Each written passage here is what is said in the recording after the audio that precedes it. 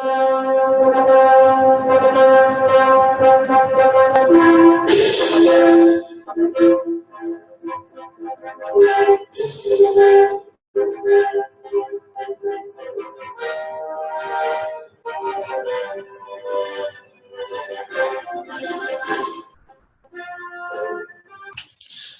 everybody, it's Jace and Jeffries here. Got David Field, aka Dave Dobbs, writer of the book Laughing Gas, and he's going to introduce himself, tell us a little bit more about himself, his political history, his Nibiru charts, and his orbitals, his sightings. He's going to give you a little view into his psyche right now, so we can get to know him better for future work.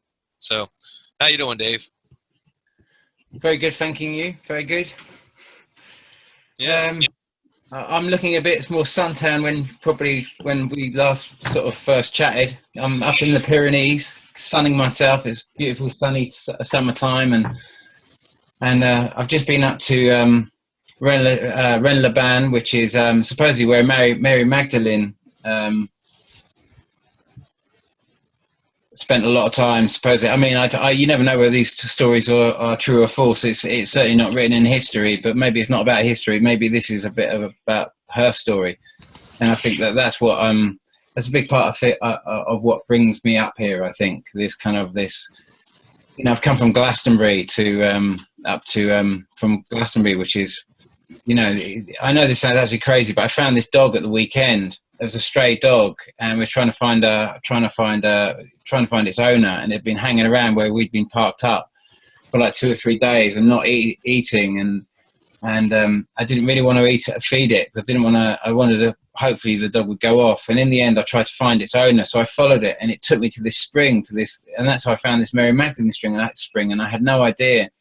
And it kind of opened up this whole pathway where I had to sort of, because I'm not a Christian, really, even though I'm fascinated by this whole story. To me, it's a much more Gnostic story. It goes way back to the kind of I don't know, the Mesopotamian sort of times. I see this Mesopotamian sort of period, and I see there's something. This is something, you know, the whole Jesus story is something far more archaic than I think we're realizing, and it travels back. Yeah, it's about based on at least 3 different ancient texts that I can look at. You know, the Enuma Elish, and I think there's a couple more. You know, the Epic of Gilgamesh. And there's, you know, older stories that are about 6,000 years old that say the same thing. The Atrahasis. The same people, same story. Yeah. I'm totally there, and I was just up at this spring, thinking, wow, it was so beautiful. It was a beautiful day. It was really hot, and I was really thirsty. I didn't have any water with me, and you can imagine just walking with this dog. Hopefully, it was going to suddenly take off in some direction towards its home or something like that, and it just wasn't going anywhere. And then finally, it was actually heading for water. It was thirsty, and it found this spring, and so, you know, it looks like I've got myself a border collie now. Although it's with my friend Neil, who I went up with the mountains with. That's cool. But when I was there, the reason I'm saying this, just before I start any further, was it was just this little reminder that for some reason John the Baptist came in my head when I was at the Mary Magdalene spring, and I was kind of reminded that in my head of this was possibly a place where Mary did sort of like you know, in this her story, kind of like his story, she did her own kind of baptizing, and it just reminded me that John didn't teach by the gospel. You know, he taught by pouring water over people's heads. Yeah, that was how he passed on. You know, there was no Bible bashing. There was no, you know, this was, do this just with this holy water. It was beyond any form of belief. Beyond, you know, it was just clearing the head of all this noise. So that all that was left was this beautiful presence of being and this heart center, you know, that we forget with all this noise.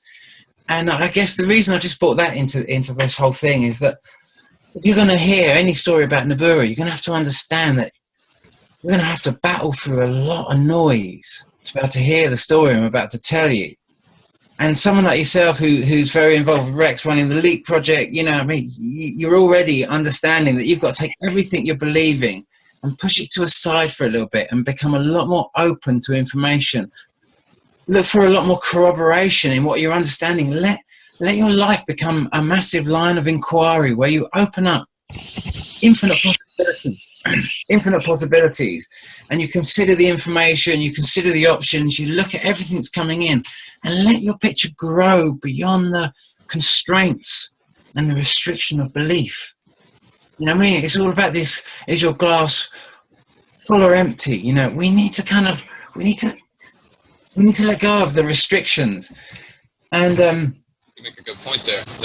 You make a good point there, because I feel like how they overstimulate people today is they do that. They load their cup up with useless knowledge and have them crave that kind of sense instead of something that, you know, be more useful even. And it's the same kind of sense. If your cup's full or your sponge is full, how is it going to be able to take any more water? It's only got so much absorbency. You know, you got to kind of squeeze out that old and start anew, you know, pull in some useful information. yeah, and also, but also, it's not so much squeezing the information in, or it's almost like the belief systems that we get hold of. We become rigid in our ideas. You know, some of us, you know, for myself, I spent enormous amount of time going to protesting against, you know, the Iraq war, the Afghan war, this kind of the Libya war, the kind of like, and then it's gone into sort of like, you know, it started in England with the sort of like the anti-capitalist demos and May Day and that sort of stuff, and they morphed into, you know, the WTO, the IMF, the G8, the World Bank, the sort of like, you know, all these different sort of like organizations. And I used to go to protests all over, and it was kind of, and then it's kind of, I don't know, it's kind of, it's come for me beyond even all of this kind of like, it's become such a bigger story. Everything we're looking at, it's become so much bigger than, you know, climate change was, it fitted so perfectly into. But suddenly you start thinking, hang on, does climate change cause the seabed of the Pacific to have massive earthquakes going right through it? That its temperature, that it raises the temperature of the ocean of the Pacific Ocean by 3 degrees. Does climate change really explain pole shift? Does climate change explain the clouds on Mars? Does you know? And then you start running deeper, and you can say, okay, we can have all these interesting storms going on and everything else like that, but then we've got volcanoes simultaneously erupting in massive quantity. You know, we've got sinkholes opening up left, right, and centre that we can't explain. We've got a lot of things going on that we've got. And we've put so much time and effort, all of us, in understanding, you know, whether it be climate change or however we see what is happening in the earth, on the earth, we've invested a lot of our time and our understanding and everything into this kind of story. That it's all about climate change. It's all caused by human beings. It's all caused by our obsession in consumption. That it's almost, even though volcanoes spew out more greenhouse gases in one eruption than humans do in a whole entire year. You know what I mean? Absolutely. Backwards thinking. And so, go ahead, I'm sorry. You know, the problem with the Nibiru story is you're met, and you don't know why you're met, but you're met with absolute disbelief at the story. And the first reason is because this whole story was fed to us in the lead up to 2012, ironically, by the media. They did exactly what they did with Brexit. They absolutely programmed us. It was the same thing that happened about when Orson Welles released H.G. Wells' work in I think 1943, and talked about the timing. Talked about Martian, you know, they played CBS radio, played the whole thing like the Martians had landed on the lawns of the White House, and yeah, it caused mass hysteria. They did it at the right time, and not only that, it was like a rebroadcast, wasn't it? Wasn't it like a rebroadcasting of the original Totally. It was a reworking of it to make it sound as if CBS Radio, they did it at 9 o'clock, and it was like Martians. It was April the 1st. It was April Fool's Day. So it was a joke, but nonetheless, it was just before America was about to join the war, and so the media became this massive joke. It turned the media into this total joke. Loads of people went out. The shops were empty in certain places. They bought everything. Everyone who kind of followed it was made to feel like a total idiot. In the whole Europe thing, we've had a similar sort of thing play out in Europe, where suddenly Europe got lumped with the blame of everything Tony Blair had done, everything that this country, that Britain had done in the lead up to sort of like to this time, was suddenly all lumped on Europe. No sooner has the vote gone through, people were left with this feeling of like, oh my God, they're telling us that Europe's full of unelected leaders. And suddenly, Theresa May comes in, total unelected leader. Boris Johnson as a sort of like foreign secretary, and it's just like, oh my God, you have been railroaded into this. You've just chosen Queen Elizabeth as your key monarch, and remove yourself from any ties of any human rights, associated with the European Court of Human Rights. And people directly after it, they feel this and they realise they've been absolutely conned. They do the vote right over Glastonbury Festival. Right over the biggest holiday period in Britain, when everyone is as far away from a voting ballot or anything to do with was gone. Exactly. Strategy. It was a coup. It was literally a coup, because they want to get us into TTIP. So they do this whole thing where they get into our heads and they play us. And they did this for 2012. Nothing really happened that anyone could see, and everyone was just totally repulsed by it. They don't want to go there, even when the absolute, you don't get evidence like you're getting now. Yeah. And yet people can't believe we're kind of locked into this story so rigidly by mind control systems that run deeper than you ever believe. They are so intertwined into the way we think, our daily thoughts, our daily toils. We've got to come out of the story. Yeah. So, the Matrix, the control matrix, man. That's what it's like. They have every aspect of anything. That's what it's almost like. If you don't give into it, then you can't buy or trade or get anything useful unless you work a lot harder for it.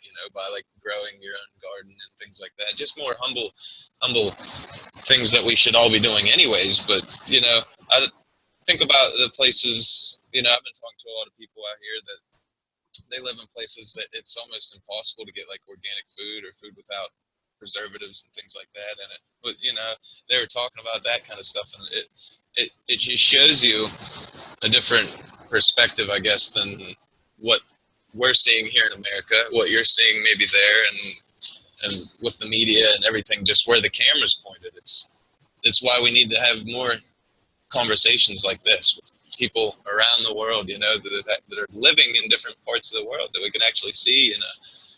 Yeah, well, I must say it's really lovely being up in the Pyrenees. I feel totally guided by that. I feel like I can be the Leap Project's little sort of like voice in the Pyrenees. Because I tell you what actually brought me, because I wrote this book called Laughing Gas, and it was about this approach to this wall. And my parents are both channels, and they started channeling. My stepfather started channeling for me when I was 7. Not specifically for me. He channeled, and I used to sit in on some of the circles, and he was actually as hard as nails. He used to be a boxer in the Navy, and so having this presence of this being coming through him, it was incredibly peaceful, completely different to my very strict kind of like. Yeah, I get what you're saying. It was chalk and cheese, but they told me, and then my mother started channeling when I was about 24, and started channeling one of the same. I call them ascended masters. I don't know what to really call them. Really, that's what most people go on by. So but they're beings. They're just beautiful beings, and they know things that other people just that are very personal to me, and they seem to be able to reveal things. Anyway, they were telling me right from the very start that a big adventure is unfolding, and that in my lifetime I would see massive earth changes. And they always talked about the spiritual side behind these earth changes, and how important all this process was, and how perfect and divine this entire process was. And then, you know, it started unfolding for me later in my life, when you know, around to come out to about sort of like 38 or something like that, when I had a crazy vision, and which drove me to write this book, Laughing Gas. And it all culminated with me opening this same door and getting a message that we approach a wall, and that nothing gets past this wall that is not of peace. You know, so throw all your depleted uranium at it, throw all your nuclear weapons, you can't scratch the surface of this. You really can't scratch the surface of this. And so the book doesn't talk about Nibiru, because I didn't know Nibiru exists. If I'd known Nibiru existed, I would have the whole book would have been consumed with that. You know, you would have drawn yourself. The irony during this process, I was reading one of Ian Banks's books, Excession, which is a really complex, one of his most complicated books, and I was quite fascinated by it. And actually, really, it is the story of. Now I realise, really, it's the story of Nibiru. But I think so many of his stories like that, you know, I'm seeing Ian M. Banks and Ian Banks, much of his. There's a lot of authors like that right now. They're just twisting Earth histories and things like that to make a new future almost novel. It's pretty neat. So it started with this kind of this notion of this wall. And I wanted to know about the wall, and I ended up going on this journey of writing this book, which was the human plight, to ask the ultimate question of what the fuck is going on. That was literally the question that I posed to the ayahuasca gods in South America, in this kind of crazy psychedelic kind of, like, it is a bit like a blog, but it's also like it's written as a graphic novel, just with this torturesome journey that kind of takes you through kind of cocaine abuse to kind of like from the lowest kind of vibration, and then through this kind of journey of kind of overcoming loads of kind of addiction, and then going into a healing process, and then through ayahuasca, and then this transcendence and this separation from this final separation from this ego, and going to this place where you can be unrestricted by the constraints of whatever it is that is just tearing our ability to look at whatever we wish to look at without being ruled by belief. And so it's this kind of range, this kind of journey, and it's almost like in like when you're taking something and you're putting metal in, like cast iron or something, into the fire to clean it.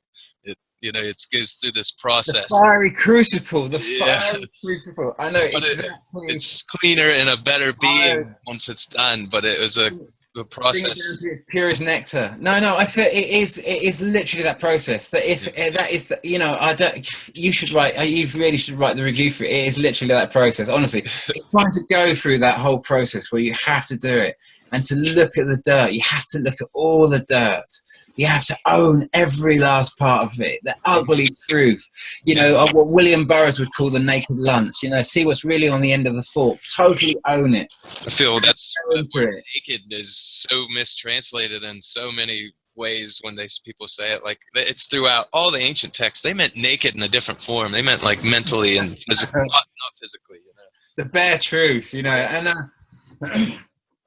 and so, you know, I finished Laughing Gas, and I wrote this book, and I published it in 2012, because I heard about all this stuff going on about 2012. I heard about loads of people going up to areas like Rennes-les-Bains and Chateau Lorraine and places like that, where all these kind of like all on the Mary line up in the Pyrenees here. And I thought it was amazing, really. And as far as I can see, they were all correct. That's exactly when this thing first came in, but I wasn't seeing. Okay, we'd had Fukushima in March, but that was the first thing, and we'd had a big tsunami at the turn of the century, hadn't we? And we had, you know, we'd had a couple of big changes, geological events that were seismic, that were truly seismic. But you couldn't really see any connection between them. They were big. There was nothing really afterwards. Yeah. You know what I mean? but there were a few little signs. There were obviously a few little weather things and that sort of stuff. But since then, it has steadily got more and more and more and more and more. And of course, the video that I made that has really started me getting more popular on YouTube, where I was absolutely torn apart in the comments, where I predicted that a planet would pass Earth on the 21st of December. That's when I had Channel 4 ringing me up saying, okay, we want to do a documentary. What the hell are you doing? You put a date on Doom. You're going down. Are you really? Do you know what I mean? And then discovering that Ivan Masso was my brother, and wanting to sort of like say, okay, we could do a documentary about this. This would be quite amusing to touch it. Is this guy completely mad? And then they said, no, they didn't say he was completely mad. They were like, they phoned me back and they said, look, we really like the whole story about you and your brother now, actually, but is there any way we can sort of like, and I was like, Nibiru out of it. You want me, but you don't want any part of my story. Can we separate Nibiru out of it? And I was like, well, I'm sure you possibly can, but I can assure you I will probably mention Nibiru in every other sentence. You know, I'm going to make sure it's going to be very difficult. I was like, if you want me without Nibiru, you really don't want me. Yeah. And so I was just like, no, that's fine. And they were like, that's absolutely fine. And then of course on the 20th and the 24th, suddenly those two shots of Nibiru flying by, and the epic shots, you know. Why don't you walk us through those shots here, if you want to? Well, okay. So let me take you through the whole sequence, because you can imagine after those shots, suddenly we were sort of like suddenly Channel 4 were calling back and they were saying, okay, what the hell is this? You know what I mean? That is pretty mad. You know, nowhere in 2012 was saying anything was going to fly by. They were talking about spaceships landing on the sort of like landing up here and all the rest of it. Yeah. No one was seeing anything like that coming by. And of course, it wasn't like, you know, I put it as predictions. I tried to make my videos as mad as possible. So, you know what I mean? Because, you know, always Bob Dobbs has taught me one thing: never take yourself too seriously. You know what I mean? Because, you know, if you need, there's just too much evidence now. And if you can't see the evidence, then you just can't see it. There's nothing if I try and push that too hard, I'm just going to sound like an evangelical. And I'm just offering the information. That's all I'm offering, information. And so what happened was that after this thing came through and I'd made this prediction, it was because I'd started realizing and I'd started seeing a pattern in all these, in a lot of, I've been hearing endless comments about comets coming by, asteroids coming by, all the rest of it. And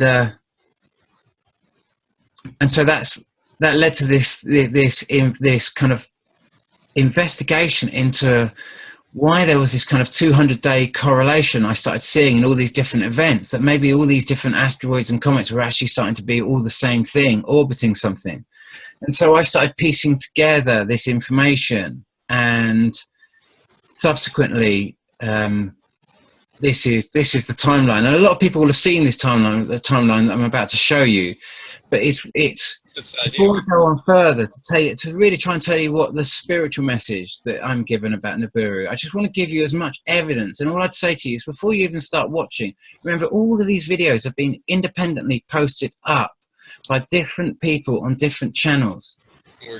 I've had to search them because I found the map of the timeline, and I had to search them, you know. And most people didn't know what they thought it was Comet Elenin, Comet, you know, Ison, you know, they thought it was UFOs. They just didn't know what it was. Unidentified, and it is kind of flying. You know, and there's hundreds and hundreds of thousands of videos put up every week, and so when you're so it's very difficult to find videos, and so you have to know where they are. And when I started realizing and working out the calculations, this is the timeline that this is the timeline and the flash video that I pulled together. So I'll take you through that now. Here you have a little flash animation that that I've just been building, and it's well, I was building it in from, when was it? From about February up until the last sighting on here, which is about somewhere in April. We'll come to it in a little bit. But so bringing all the latest information into it, and what you've got here is, if I just run through the whole sequence very fast from 2010. Hold on a sec. I'll just shut the sound on that. Oh, what did I just do there? Oh, it's just an ad. You're all right. It happens sometimes when you mute or hit a button. I haven't got any ads on my channel, actually. I think I've just skipped to the next. I just think I skipped to the. You might have. Sorry. In 2016. So just the cycle take you around, so you're completely up to date. Okay, so that's right there. Mute, and we're good. Full screen. Okay. There we go. So here's the this is a little animation I did earlier this year with all the latest data that I had at that time. It's been a bit of a process. It's very basic because I'm not an animator in any way, and I would really love if anyone else wants to get involved in this and take the information that I've got here. We can give you more information as well. We can give you a lot more information. Even now, I've got so much more information now than when we first made this. It's like as I say in the video, it's not correct, and it doesn't actually go up. Let me just run through a very quickly. Run through from 2010 to 2016, so you can kind of get the gist of what it looks like. So the big thing here at the back, that is Nemesis. This thing spinning around it, this little thing spinning around, is kind of Nibiru. Very basic. I'm sorry about my crap. No, it's a good animation, because I've told people multiple times that it actually would rotate towards the sun no matter what when it's in its orbit. So that's given them a good idea of kind of what I was talking about as well. And that's okay. So, and it's not like I say, it's not quite correct, but you can see it's come up very close. It's come up, but behind the sun, over the top, and now it's coming up this side, coming and going to head down. It's not actually going to come beyond the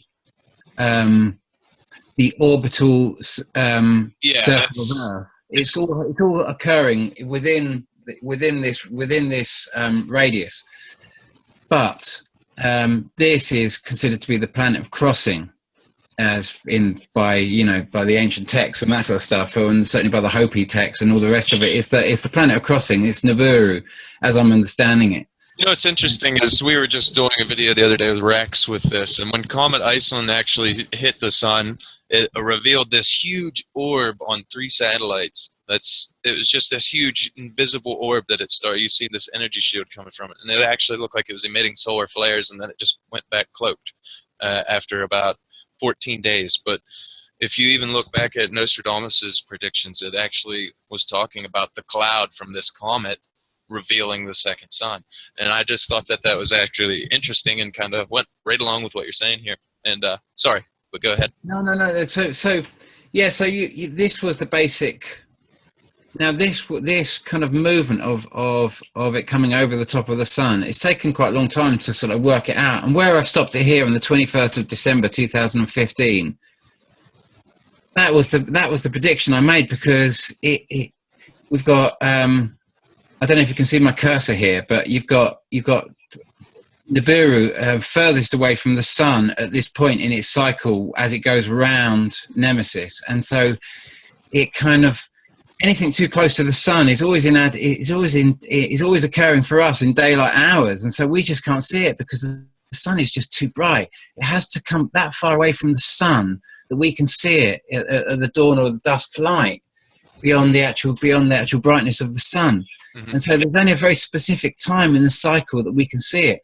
Very much similar to, say, something like Venus, that also only has an orbital kind of you have to view it early morning most of the time, closer to the sun. So it very rarely moves into our night sky, or even our sort of like, it's the evening star and the morning star. Yeah. And so, and Nibiru is, as I'm understanding it, behaving very, very much like that. But because of the rarity of it coming into sight, it shows us a pattern. There's a pattern, and it was trying to understand that pattern. And so this video was so this was the 21st of December, where I made a prediction, and which means that the next big flyby you can imagine is going to be, I would imagine, to be somewhere around that period, around that sort of time, 2016. You know, but what is also understood is that the distance between the sun, from the sun and to, you know, to where Earth is an enormous distance, and this thing is massive. Mm-hmm. This second sun, this Nemesis, is, you know, some estimates are like it's 4 times bigger than sort of Jupiter, and you know, we've got breathtaking shots of it every now and then. But like I say, it's another thing that's very difficult to see because it's always been right next to the sun. So it's well, it makes total sense from that perspective too. You know. So let me just sort of run through this video. Now you've got the now you're getting a kind of a picture of how I've constructed this kind of this animation, and we'll just start from, so that's January 2010. Okay, and so we're going to start and now we're going. It's going to go. It's probably you might have paused it in the recording. Sorry about this. Oh, you're fine.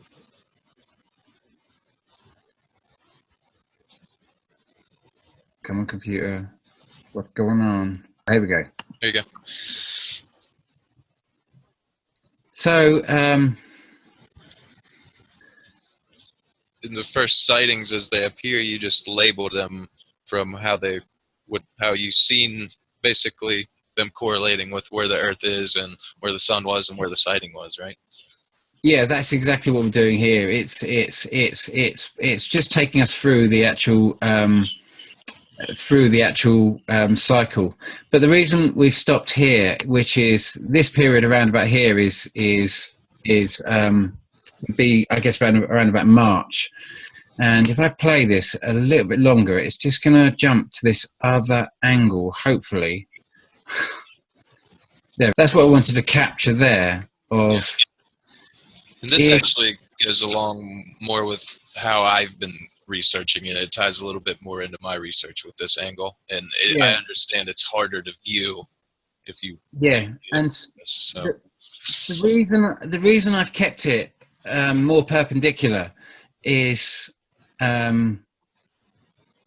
it's much more likely to be this, but just in terms of its movement and making the whole thing, to show people, I found it easier to kind of to demonstrate it coming over the top, because the truth is I'm not too sure of the angle of what that scale is, but it's somewhere in that. And so right now I just wanted to get a rough kind of picture, and if all I can say, if anyone understands anything about animation, wants to take this to another level, please do it. Please use this data, and please, you know, if you want more information to build your own animation and make and help us do this. But you can see by this window we are. So let me just keep it going. So the reason I stopped it at that angle was because Fukushima.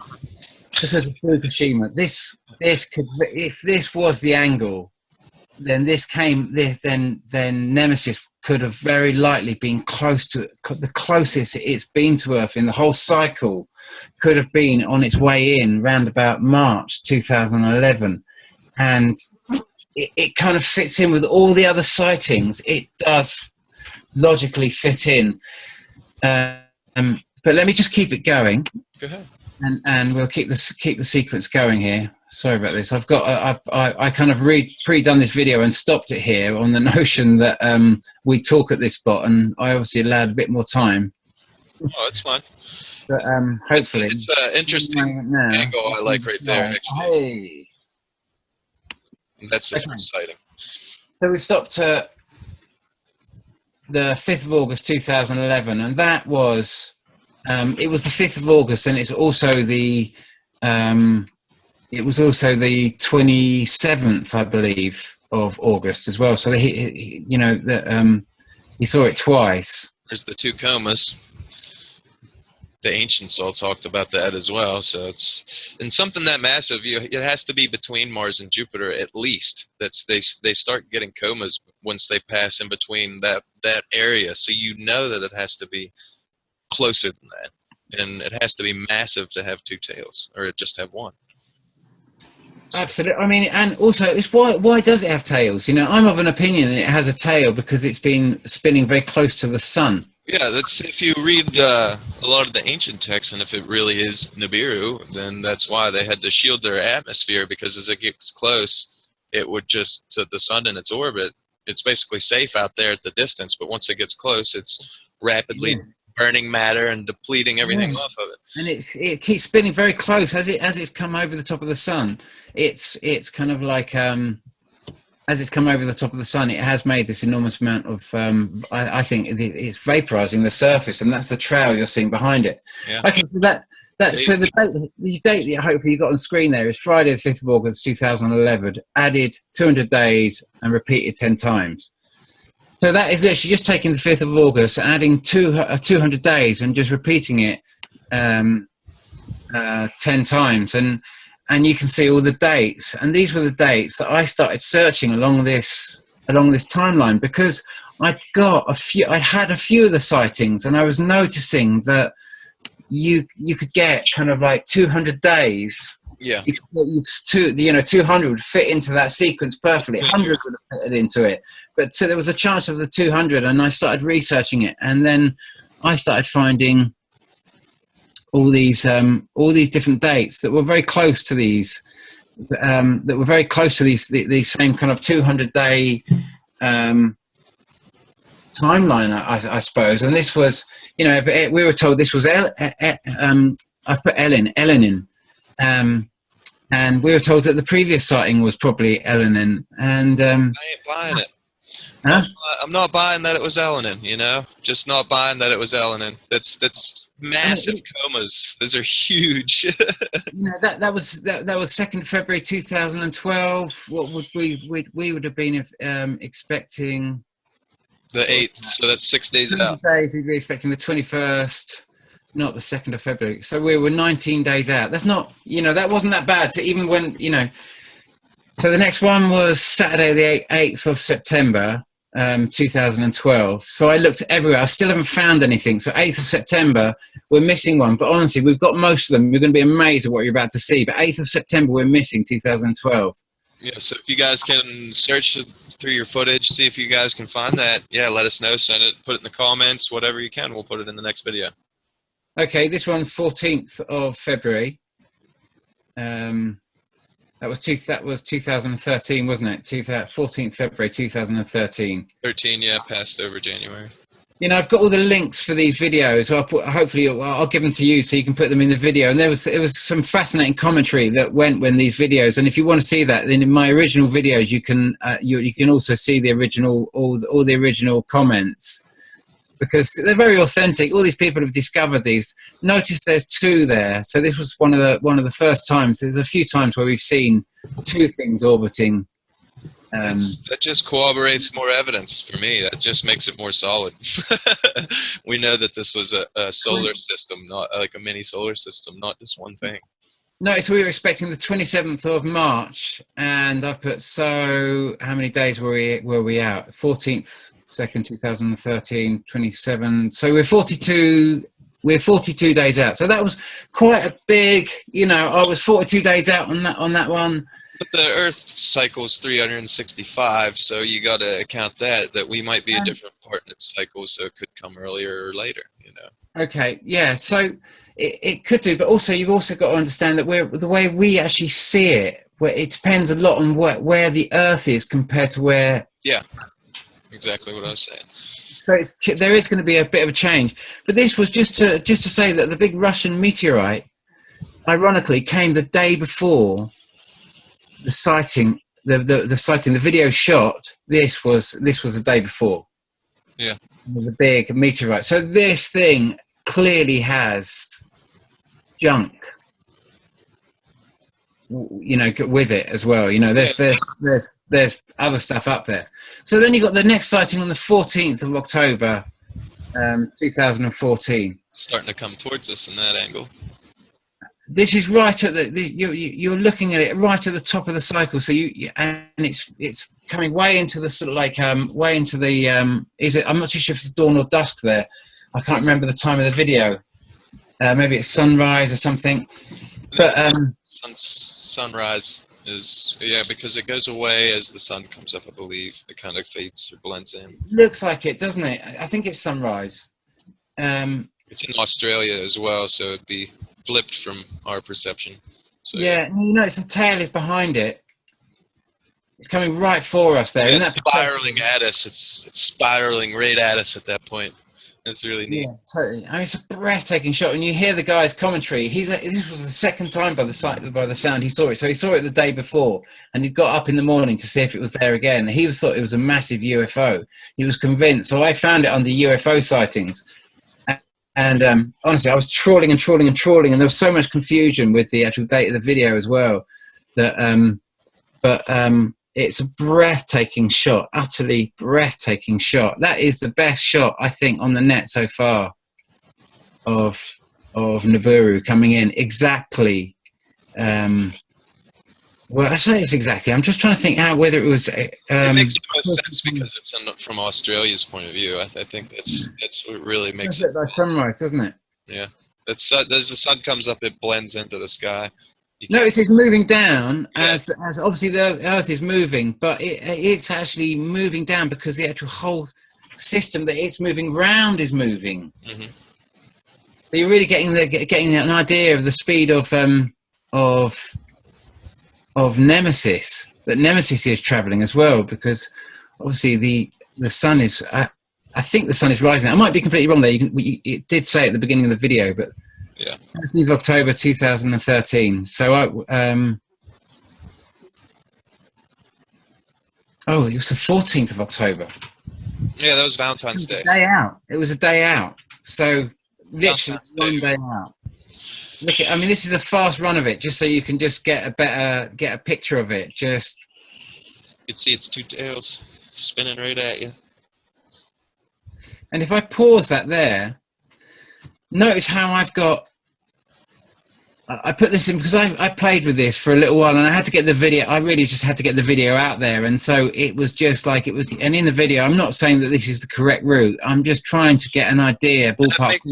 That makes most sense. All right, consider if Nemesis was coming around, or Nibiru was coming around the bottom of Nemesis, from Australia's point of view, it would be aiming straight at them until sunrise. Once sunrise happened, it would disappear from the horizon. It makes total sense. Yeah, it does. If Nibiru was down here, can you see where my cursor is? Yeah. If Nibiru was coming down here and coming towards us at that point, but the problem is that the sun would be blinding us at that point. No, you're in Australia, so if you're at the bottom and the Earth's tilting, and that was. Oh no, I see what you're saying. No, I do see what you're saying. You would just have that little window before the sun would come up, and that's it. Absolutely. Yes, I do see what you're saying. So very possibly there, or possibly here. It's one of those things where's Australia? It would be. It would be down here. It would have been at the right or the very far left of that globe as the sun was rising. You know, as it's rotating east to west, and it would blam. You'd see it as that glimpse right before the sun came up to blind you. Yeah, that makes total sense to me. That video is. Yeah. But this would have had to have been very close to us at that point. Yeah. And it would have to have been up here or down. You can get the exact. It's so difficult because we don't know the exact position of this. We're getting a ballpark figure. Yeah. So I'm thinking it is more of this kind of elongated circle. Anyway, so then we come to. Let's just keep going with that. I obviously paused it on that reason for. That's October 14th. That's about 200 days, right? So the next sighting, I've gone jump forward here to the next sighting, which is the 1st of May, and there was no sighting in the 1st of May. So 1st of May, we're missing another sighting. But then we come to the 23rd of May, and this sighting. Yeah, that one's beautiful.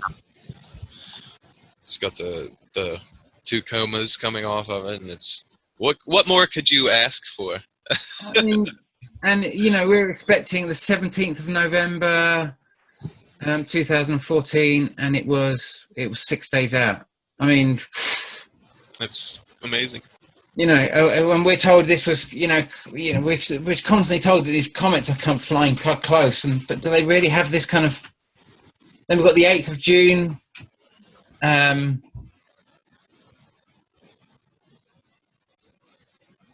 It was filmed following the sun down. That's cool. And we were expecting the 5th of June. You know, it's like 3 days out. It's like, wow, there is a real pattern here. Whether you choose to see it, whether you don't choose to see it, it doesn't really matter. It's just like yeah, it's there.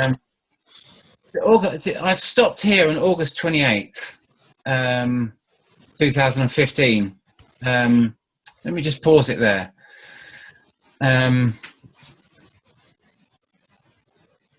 All these sightings that I've shown you, they were what I discovered. This was the first time I actually ever saw it myself. I don't know if you can see this thing up here where I've got the cursor here. Yeah. This was a planet. It stayed there. We took quite a few photos. It stayed there in all the photos. And then you had this massive sphere here and what looked like a massive sphere here and this light in between. And you can see that whatever this is, it's kind of being lit from the right-hand side. I know it's not, it's very difficult for, I've had a lot of people say, oh, it's this, it's that, it's sundogs, it's everything else. I was with my girlfriend at the time when we saw it, and it's there. There's a reason. It was a planet. It was the sun. I couldn't even believe that I could see a planet next. Yeah, there's a reason you took the photo. You're not taking a photo just of the cloud. There's a reason you pointed the camera there. I know it looks quite small in size of the sun, but actually that it's way too big to be Venus or anything else like that. Not in the daytime. That is massive. That is absolutely massive to be next to the sun. And if it was behind the sun, it would be fully illuminated, but the sun would be so much brighter than us. But look at all the cams too. This is in front of the sun by quite a long way. It's between us. It's between me and the sun at the time I took the shot. And this is like something, I can't explain that. I'm sensing that this is literally some kind of, it's like something is there. Protecting or something. It's covering it. It's just it's an impossible thing to explain. It's almost like something is literally over the top of it, protecting. Like a Dyson sphere, like those Dyson spheres. It's all impossible. Every part of this is kind of very difficult to believe. But something was up there. We saw two spheres. We took a lot of photos of it, and that thing next to the sun. That was on the 28th of August. That led to me making all the videos and doing the research up to now. And let's just, I'm highlighting it there, and I'm just pointing there, and I'm just showing you what this would have looked like when I was predicting this pathway at the time and trying to understand. This was taken from the original video that I made, and tried to put it that way to try and give you the perspective of where I would have positioned us more or less in our solar system, and for it to be in the kind of northern hemisphere and at the time, and how I was trying to make these the maths of what I was using, the sightings. These weren't kind of taken from Mayan kind of predictions or anything else like that. Not that I was putting any of that down. When you're staring up into the sky with your partner at the time, looking at it, you're like, whoa, this cannot be for real. Yeah. I've seen similar things. I think it was around about a year ago when I seen this crazy rainbow orb. It was this literal, like, there was an orb around the sun, but there was a rainbow orb beside that. I don't know how to explain. It's basically kind of what you were seeing there, and it was just amazing. These were put up by Last Messages, and his. I don't know if you've seen the YouTube video Last Messages. I mean, if you just watch his videos for the last kind of like 2 years, your jaw will just your jaw will just drop. Just utterly. He really brings together some of the most incredible kind of like Yeah. geological and sort of like climatic sort of like conditions. Also, but he brings this beautiful music into it, and he also brings incredible beauty into his videos. And this was just one of his shots, and it was a month after that shot. So this was about the 28th of, I suppose, September. And the shots that we took previously were the 28th of August. I mean, it's the same thing. It's just much bigger. It's kind of moving exactly the fashion I'm expecting. I think this thing is protecting us. I'm actually convinced it is, you know. And I'm of mind that we're being very protected. And this occurred, you know, within a month of the August 28th sighting, which led, and with all the other sightings, led to me to make the prediction about the 21st of December. Yeah. And of course, after we made that video, this video here was me filming my truck that caught fire 3 hours after I posted that video that caused the big stir when Channel 4 got in contact and everything else of that. The truck caught fire in the top there where Neil and Virginia are standing. And then fully ablaze, it started up on its own and tore down the road. And you can look, I'm pointing to the tyre there because you can see the marks in the tyre where the tyre had been spinning on the spot. It literally stopped just before the fuel depot, the building that it's in front of. And of course, it all started, like I say, with this crazy picture that I took with Dana Day on the 28th of August. And we were both speechless, and it was such a difficult time in my life to be talking about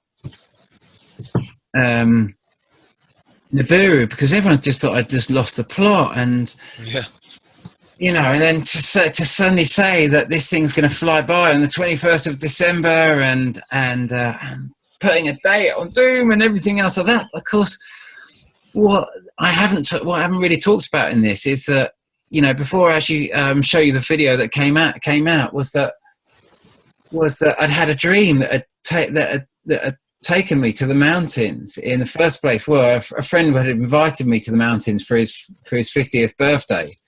A magician, ironically, my friend Ben, he said, come up to the mountains, coming out to the mountains. And literally, the day I got the invitation, I just had this crazy dream where I'd seen Nibiru flying by Earth. And when I'd seen it, it had told me this is what the fuss is all about. And it flew towards Earth as if it was going to hit, and then it just sailed straight on by. And it blocked all the light and caused absolute, a lot of people very worried and that sort of stuff as it came in. But it just flies on by, and I kind of ran to my computer directly after, and I went to this space that I go to in my writing that my father ironically helped me open with a lot of his kind of I go to his techniques, and ironically his techniques are well, I'll tell you about his techniques in a sec, but it basically just, I went to this space and it just said, I said, it misses, doesn't it? And the answer I got was, yes, it misses.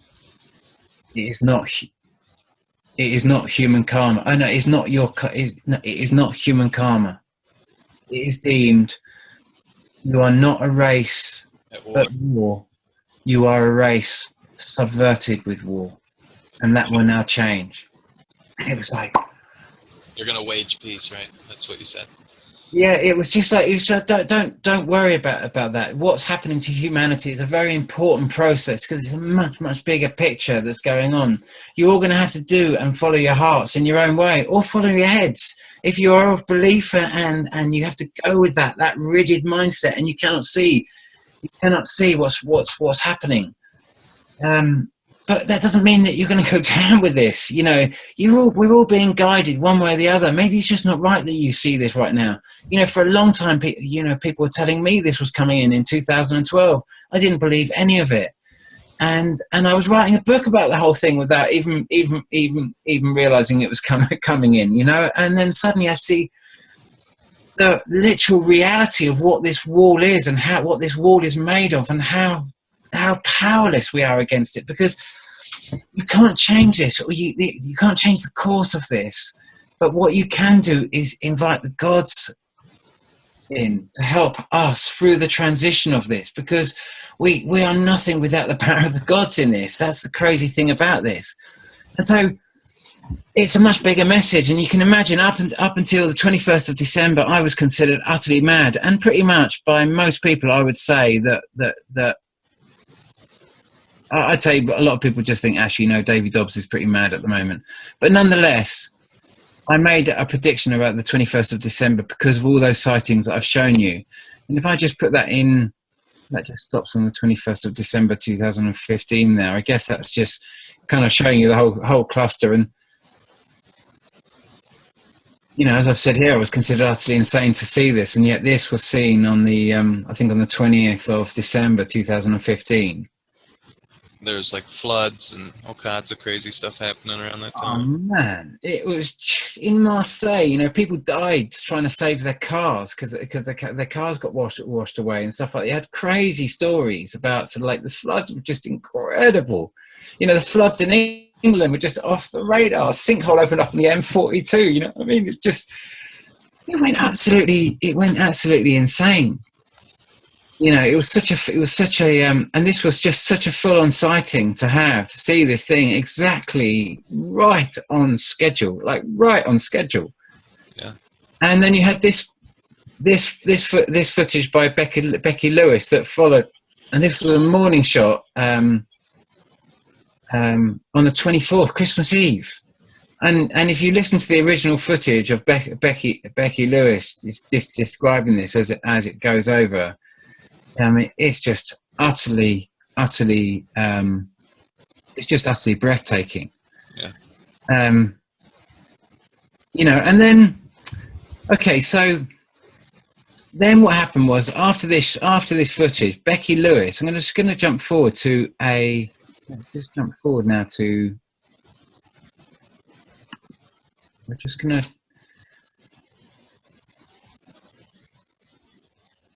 I'm just trying to see if I've jumped forward too much because that goes on for so long. No. Oh, there's a good one.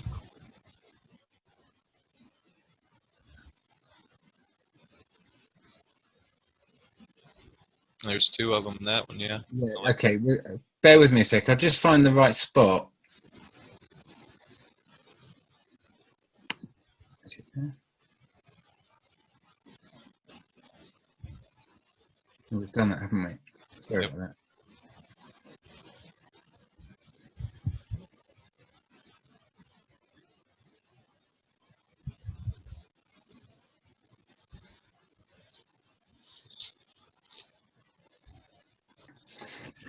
So, if we now jump forward to the 28th of March 2016, we get this footage here, which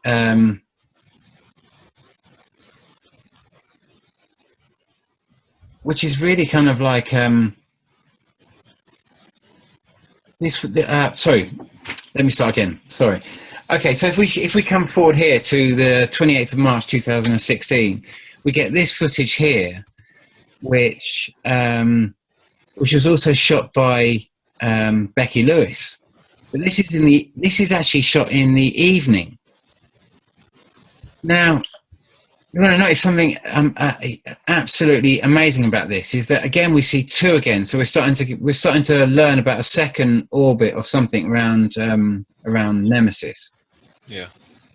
But you can see it's going almost in the same direction. It appears to be going in the same direction as it was originally going in her last shot, and this is exactly 100 days later.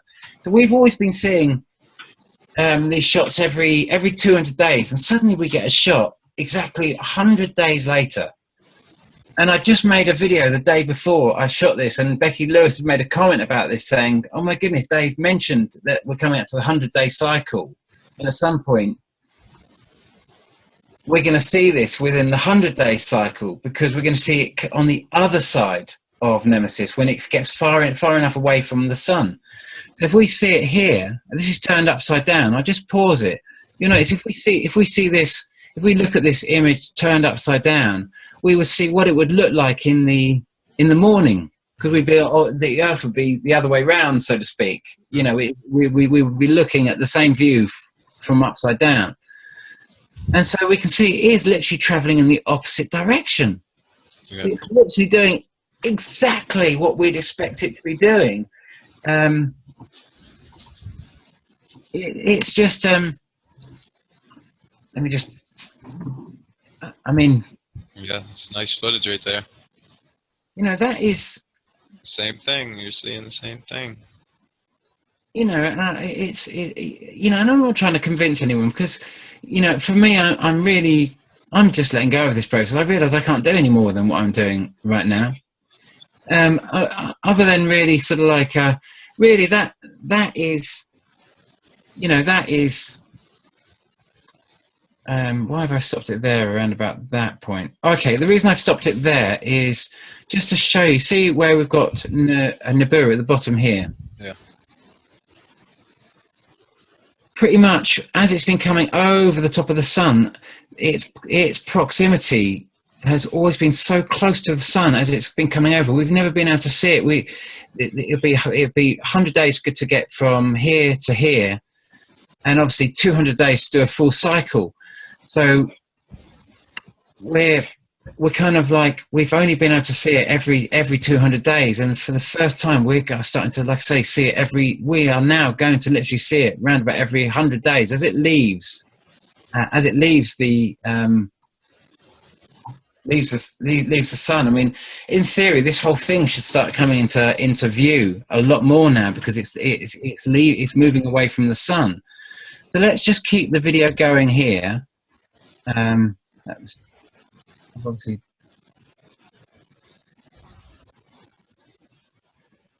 actually no, it's going to keep going. So so this was obviously the continuation of the end of this video. So it's a bit disjointed, all these different bits of footage, but they're Oh, it's still awesome. That's great. Great to get it out there. It kind of gives people background and a deeper understanding of what you're doing here. and also just you really want to get the full picture of this, you know.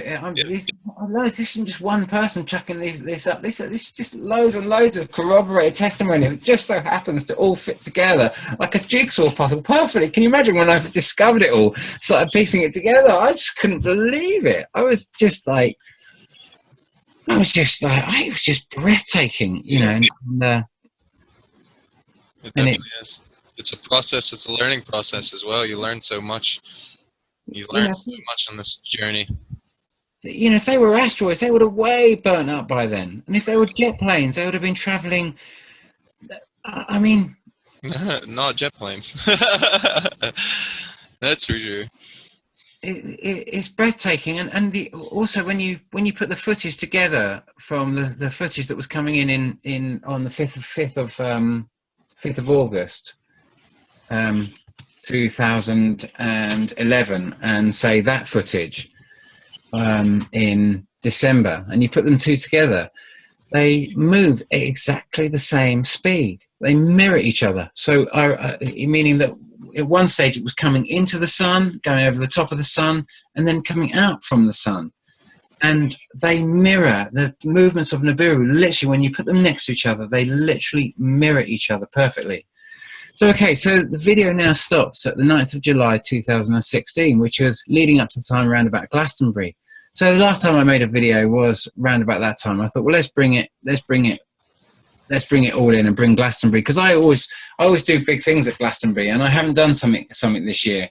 And I'll tell you a bit about my whole Glastonbury story after this. Once we've gone through this whole kind of timeline, which we pretty much have here. This is just concluding it. Yep. Because this was a kind of a prediction time, because this was going to be the next 200-day sighting. We're kind of at right now, basically. Yep. Exactly, but this was a significant time in for me was because this wasn't going to be when the next big kind of like flyby was going to occur, but this was going to be when the next big amazing sightings were going to occur. Because when this thing came out from, where can you see where the position it is at the moment? It's on the far side. Earth is now on the far side of the sun. To around about this time in July, the Earth is on the far side of the sun to Nemesis and Nibiru. Yeah. But we still get the big flyby. It goes high in the sky, and we've had that. And I'll show you the flyby shots as it flew by, because they're quite amazing. In a sec, but I think you may have. I think Dill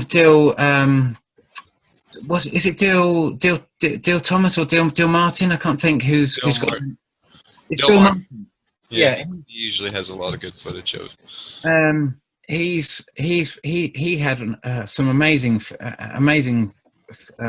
shot of Nemesis coming out from behind the sun, and we were expecting to see some amazing shots, and we had them. You know, I had people saying, "Oh, nothing happened." You know, absolutely flooded. Glastonbury Festival absolutely flooded during the Brexit vote. London completely flooded. Ironically, these are weather systems that are not caused by the close proximity of gravitational changes at this stage, with Nemesis being on the far side of the solar system to where Earth is.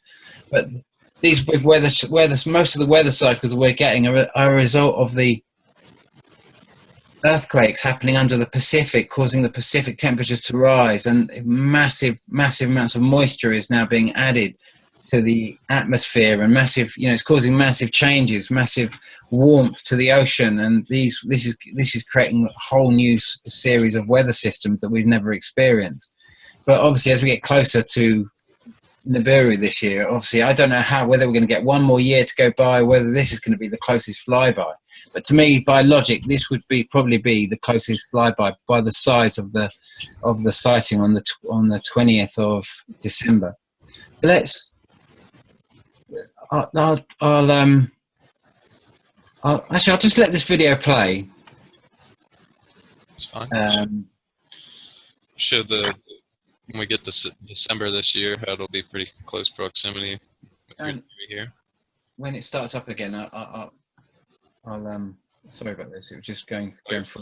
If I try and find it.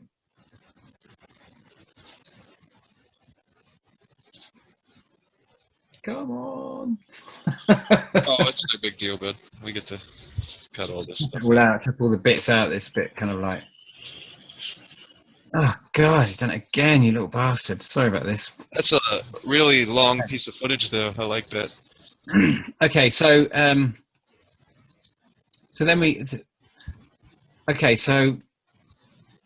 this is kind of, for me, it kind of ends at this point in terms of its final flyby. I don't know we don't know the exact movements of how this is going to work. It could be months before this, it could be months after this, you know, and if the angle if the pathway of Nemesis is much steeper, then we could almost be running parallel to it, and it could go on for a few more years. Mm-hmm. Who knows how long this could take? We know that from what happened last year, this year is going to be one hell of a year. There's no getting around that. It's going to be one hell of a year in terms of climate change. Climate change is about to sort of like reach absolute maximum. But in terms of the July sightings, let me just come out of this now, because we're pretty much done with this. With the flash animation there. All right. Let's come to.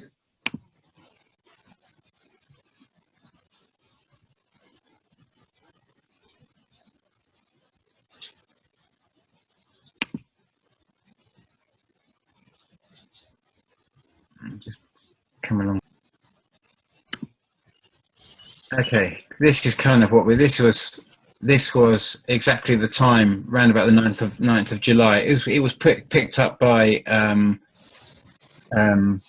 Live Leak, which does a lot of their kind of like brings out lots of UFO sightings and what have you. And Live Leak's got a bunch of good footage out there. Actually, they do a good job.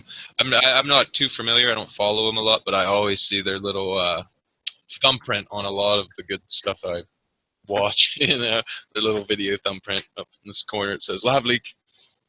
You know, it's a lot of good stuff.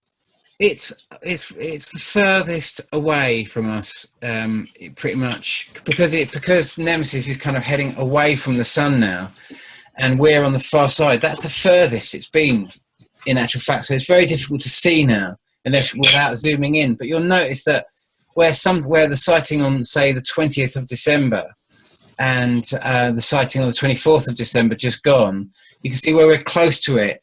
It doesn't reflect light.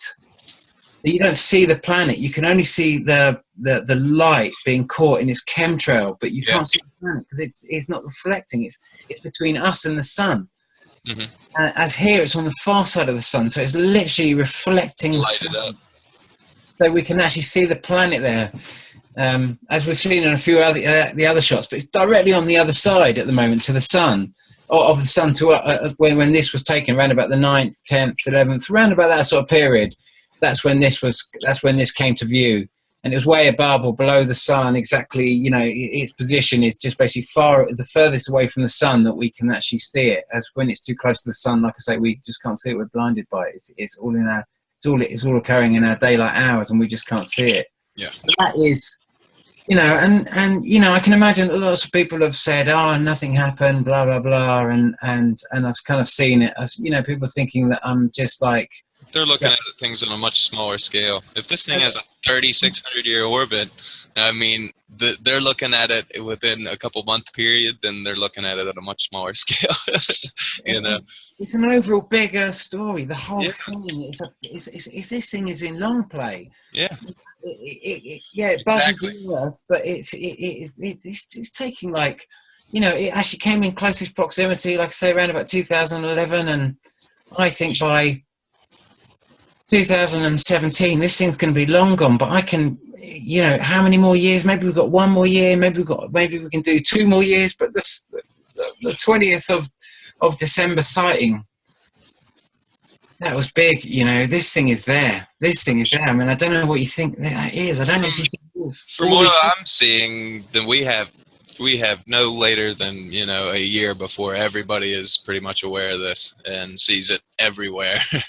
I imagine that it's going to be seen. There's going to be huge sightings within the next year. This is it. This is the timeline. If nobody sees anything good, if it doesn't get, it's coming to a crescendo, like a climax, and you can tell with how the politics are going, everything, just everything. The footage, it's all getting better, worse, however you want to look at it. But yeah, it can't keep building and building. How close can it get? You know what I mean? Totally. I mean, it's going to be, and then you see all the things that are happening, with keeping martial law and everything else like that, and you're just like, France that was crazy. 4 days out from changing their stuff from, they had 130 deaths there last year for them gently enforcing martial law. But this time when they did it, I mean, people were out there, they were attacking the police and rioting and throwing fire bombs. And, it went from all of a sudden, this guy attacked us celebrating our 4th of July type celebrations, or, your country's holiday. And then Bastille Day. Yeah, Bastille Day. And then all of a sudden you're attacking your country. Yeah, and it's such an amazing festive day, Bastille Day. Yeah, it seems really, really neat, man. And it was almost like, what a day to do something like that, because there's so much confusion and fireworks and explosions already going on. There's already confusion, Totally, and people are really, and that was, in terms of actually. So okay, so let's come out of that for a little bit, and let's come back onto the onto the visual feed. All right. So what program was I in, and where did I get back to that? You were in Zoom, and when you get into Zoom, just stop sharing your screen real quick. Yeah. Oh man, I've got a funny feeling it could be if you clean this up and take some of the original footage and drop a little bit of us talking, you could make a nice interview here. You could rip. So you could. People will like it. Yeah, I like to have a lot, more content at times. So not all the time, but I'm trying to do some like 2-hour stuff or 1.5 hour stuff, and then do some like half-hour interval stuff. Things, depending on people's free time. You know what I mean? Basically, they could kind of choose and pick and choose. And a lot of people, it seems like they get some of this stuff and they want more. They're like thirsty, So, yeah. I think we'll make a real good video here.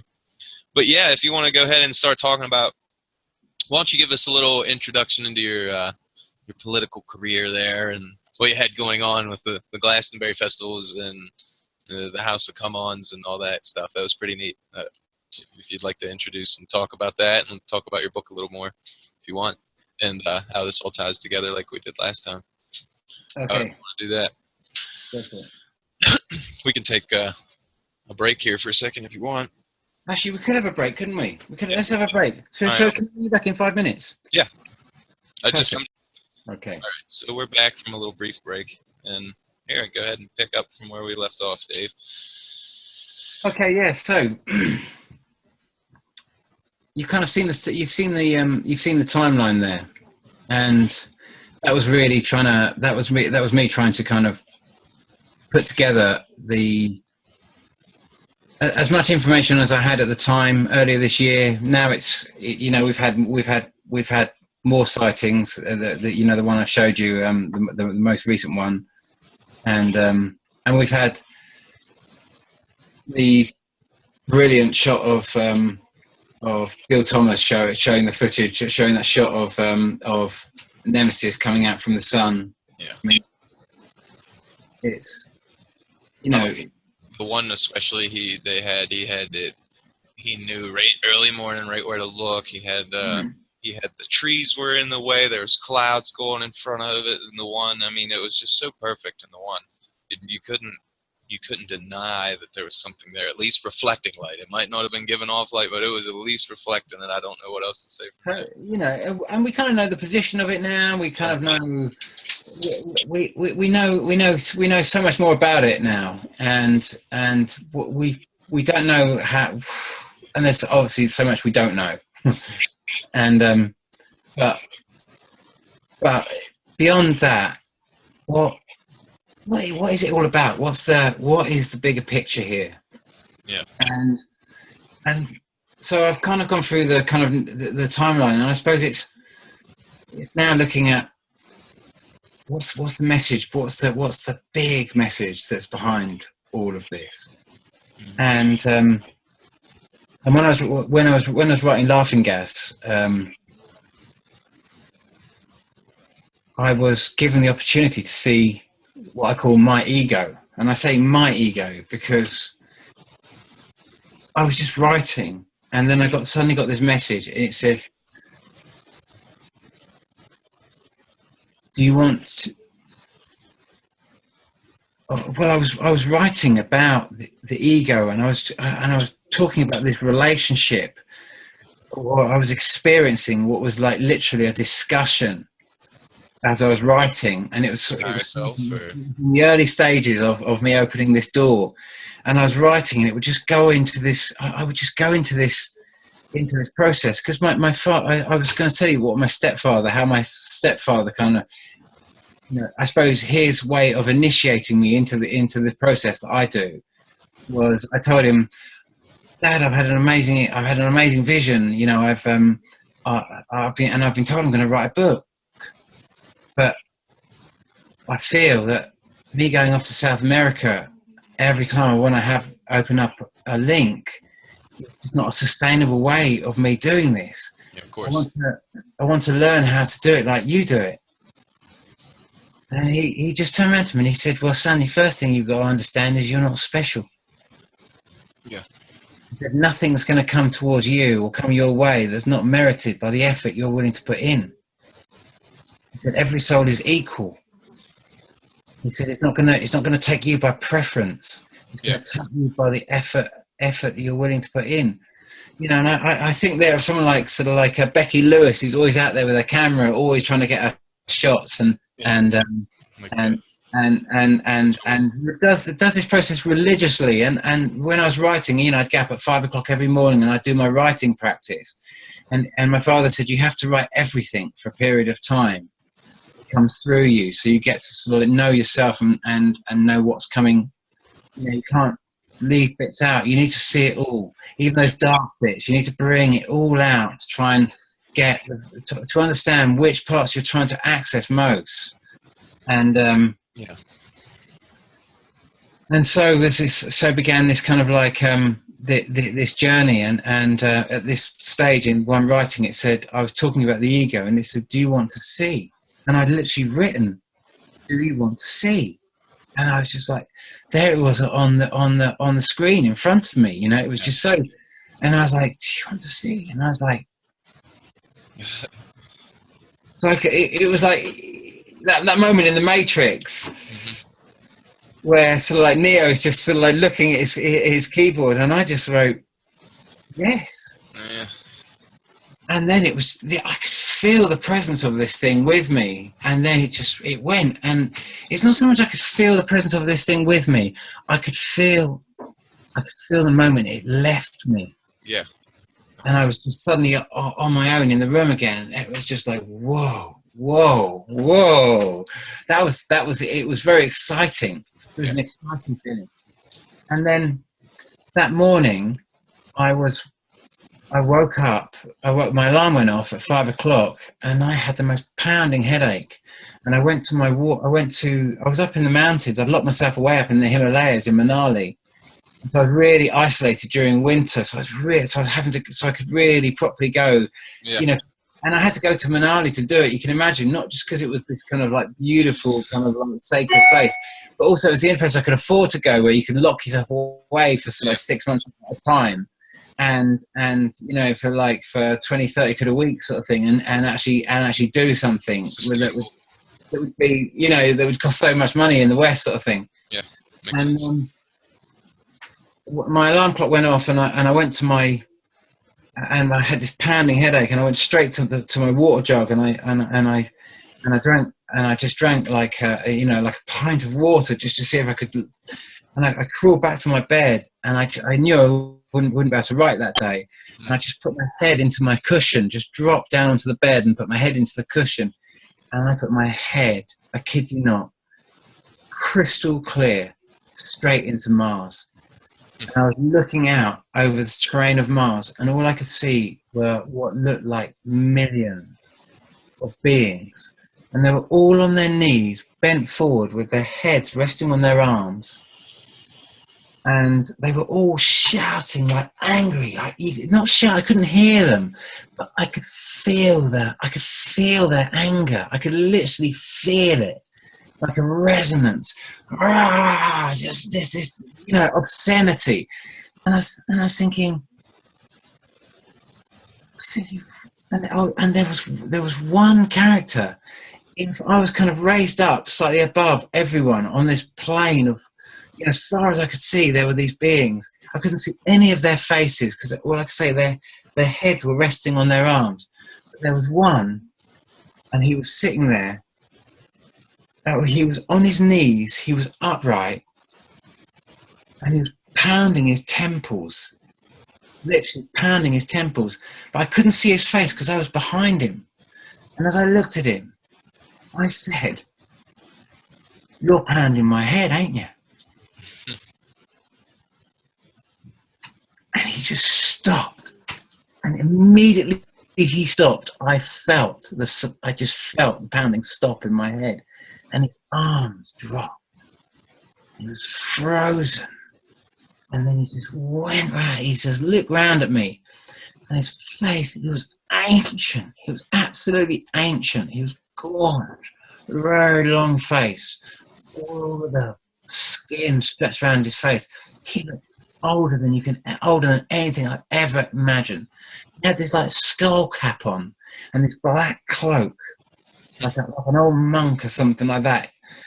And his face was just full of, and he was looking at the space where round about where I was with his face that was just like, just like trying to see. And I said, "I can see you." Said, "I can see you." His face just turned into absolute terror, and he was just staring at me. And then just suddenly, I was just pulled out of it, and I was just like, "Whoa!" And I went running to my computer. I switched the computer on, and I got to this place, and I went straight to this. I called it my odd bits file, It was given to me in a vision. I had no idea at the time what it meant, but the odd bits, and it was a file that I keep open, which is anything that comes through me that has no, it's just something, a little something that comes through me, a name, a feeling, a something, and I go into it. And spirit journal type thing, like a... no parameters, it's got no limitations, no belief is allowed in there, nothing, you know what I mean? Anything can go where it likes in there. Yeah. And I went straight to the odd bits file, and I went, I said, I saw them. I said, they're not aliens.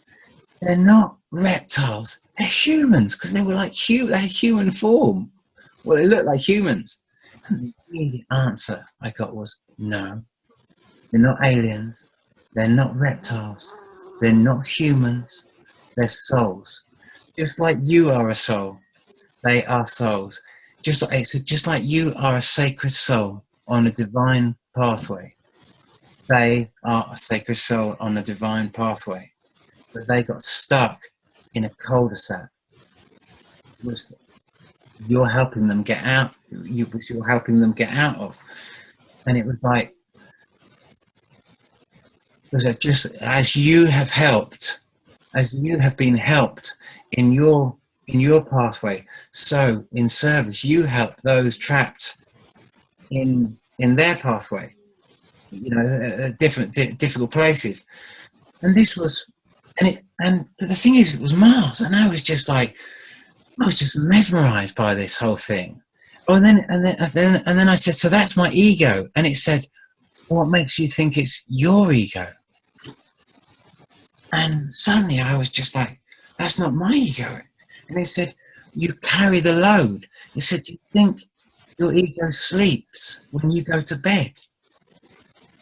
It's in this permanently tortured state of ruling over many people's minds in this torment that we all pick up on it in different ways. We're tuned into picking up into the frequency, and this is a big part of where as what he explained to me is where the influence of my ego comes from, and that which I battle against. And that is why so many of us find the story of Nibiru so difficult to hear, is because our ego never got to see it. They destroyed themselves before it came in because they were so terrified, and they were lured into making a decision of, they were offered a new world order. And believe it or not, we are their new world order. They can only exist in us in thought through the channel that was opened up for them when they opened this door. But though they opened this door, they were only allowed to open this door with the permission from us. First of all, they had to get their permission to, believe it or not, use a large hadron collider on Mars to open a door to allow their entire world to move the Earth via a dimensional tear. And that was the big cataclysm that occurred. And this was the story. You know, when I ran for Mayor of London, first I ran for Mayor of London, then I ran for Mayor of Bristol. And when I was running for Mayor of London, I was living outside the Guardian in a pink rickshaw, shouting out that we were all being invaded by Martians, and that I wanted, by living in a pink rickshaw, wearing this bright yellow suit, living outside the Guardian, trying to express the fact that the whole media system is a complete and utter story. It's a total fabrication, utter fabrication of the truth. The lie is so big, it's so huge, that we don't know how, we're so entrenched in the story that we don't know how to get out of that story at all. And for me at that stage, I hadn't been told about Nibiru. I'd only been told that we approach a wall, and it didn't need, the story of Nibiru was not important. It just only ever called it the wall, and said you only ever need to refer it as the wall. You can define the wall, but when you see the wall, you'll see the wall. And then, Nibiru, it's so true. It has become my preoccupation in observing and studying this. You know, and the stories I had about Mars and everything else of that beyond that. was it's been delivered a lovely cup of tea by my lovely sweetheart there. Okay.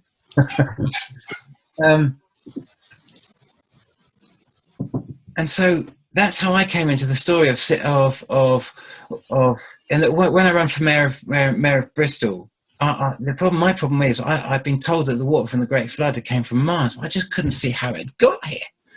You know what I mean? All these stories about water arriving from space, in terms of sort of like water coming from space. The problem you've got to think of is that the largest crater that can be seen from space was created by a meteorite. You know, that's probably about 50 meters wide. You know, so when you're talking about delivering an ocean from space, you're talking about delivering a meteorite. You're talking about a rock, an ice rock, not a puddle. Not a slow, just like watering the plants. Oh, some divine force comes along and thinks, oh, that's a lovely planet. I want to give it life and give it a planet. It'd be an ice rock. It'd be a big rock of ice, basically. A big rock of ice. Now, can you imagine a big rock of ice hitting a planet like Earth at high speed? You know, it would react. What would happen? You would have an immediate reaction, and the core would, or the top would probably just spin right on top of the core, almost like a compass. You know? The hydrogen, the oxygen would split into hydrogen and oxygen, and you saw what happened at Fukushima when you had that reaction.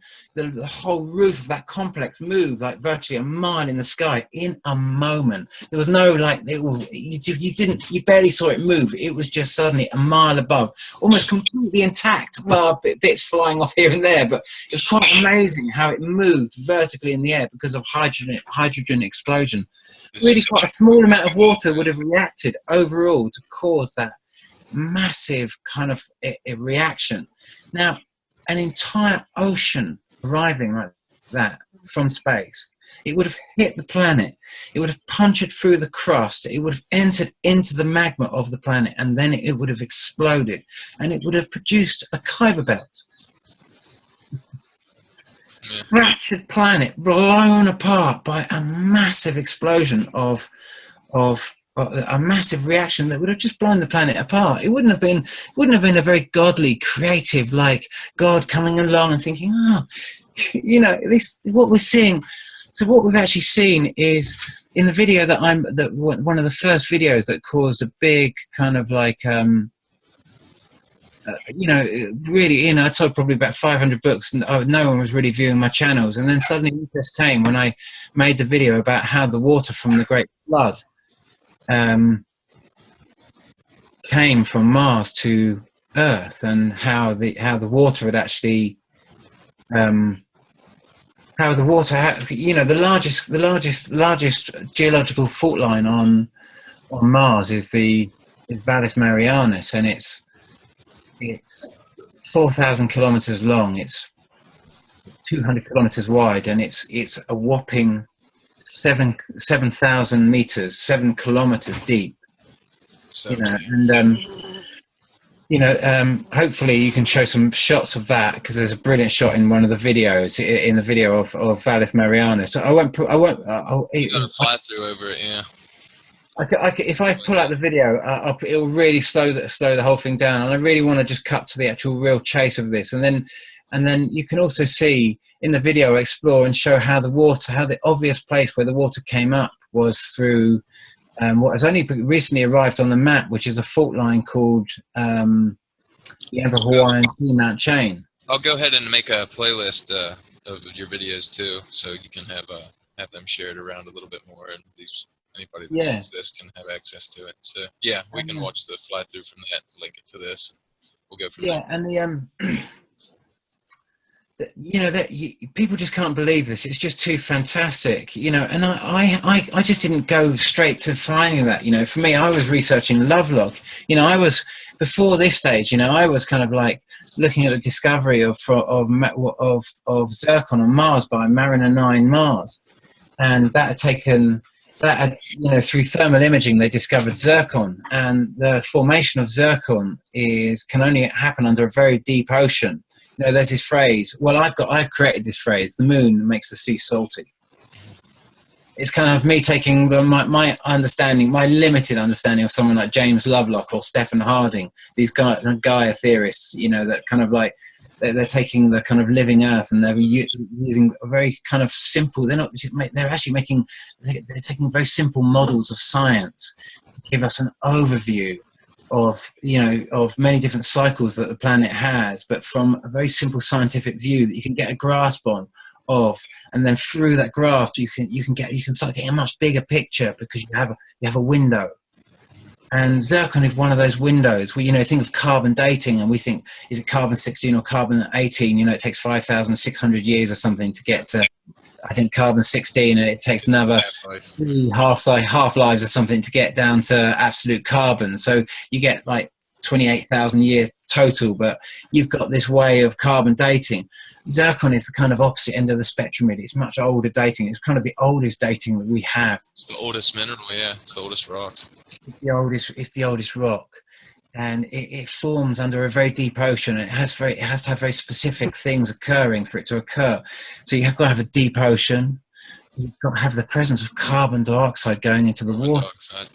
When we say the moon making the sea salty, we think of the moon. It lifts and drops the ocean, creates waves. Those waves take air into the ocean by trapping these air pockets and turning them into billions and trillions of tiny little bubbles. It massively increases the surface to air ratio. And so it literally draws in 30-40% of all our carbon dioxide. It's almost like we've got an oceanic world that says, we'll take half. Mm-hmm. And we have the other side of the planet, which is saying we'll take half. We're always splitting the carbon dioxide 50-50. The oceanic world, which is half this world, takes half, and we take the other. Yeah. And the plants obviously take enormous amounts of carbon dioxide, and obviously that gets drawn into acid rain, which we call acid rain, which is again this carbon dioxide going into the water.